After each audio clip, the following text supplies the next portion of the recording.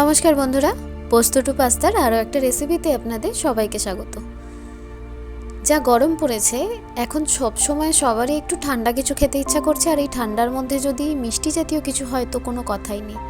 আমি খুব ঘরোয়া উপায়ে, খুব সাধারণভাবে জাস্ট অরিও বিস্কিট আর একটু দুধ দিয়ে কিভাবে 3 লেয়ার অরিও ডেজার্ট বানানো যায় সেটা দেখাচ্ছি।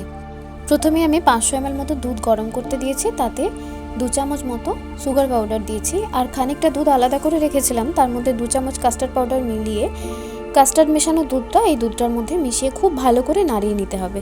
যেহেতু কাস্টার্ড পাউডার মেশানো আছে, যদি সমানে নাড়াতে না থাকা হয় তাহলে কিন্তু তলায় ধরে যেতে পারে। যখন দুধের থিকনেস একটু বেড়ে আসবে তখন ওটাকে নামিয়ে ফ্রিজে রাখতে হবে। আর নিয়ে নিচ্ছি অরিও বিস্কিট।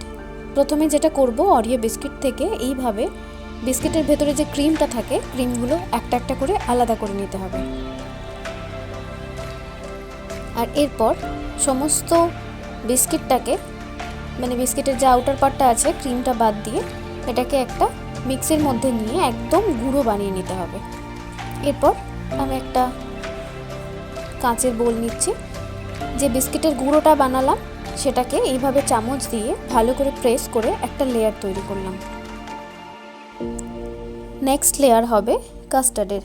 যে কাস্টার্ডটা ফ্রিজে রাখলাম ঠান্ডা করতে, প্রায় আধ ঘন্টা পর এটা যখন খানিকটা ঠান্ডা হয়ে আসবে তখন এটাকে বার করে এই বিস্কিটের গুঁড়োর ওপরে কাস্টার্ডের লেয়ারটা দিয়ে দিলাম। আর তারপর এটাকে আরও কিছুক্ষণ ফ্রিজে রাখতে হবে যাতে ওপরটা একদম সেট হয়ে যায়।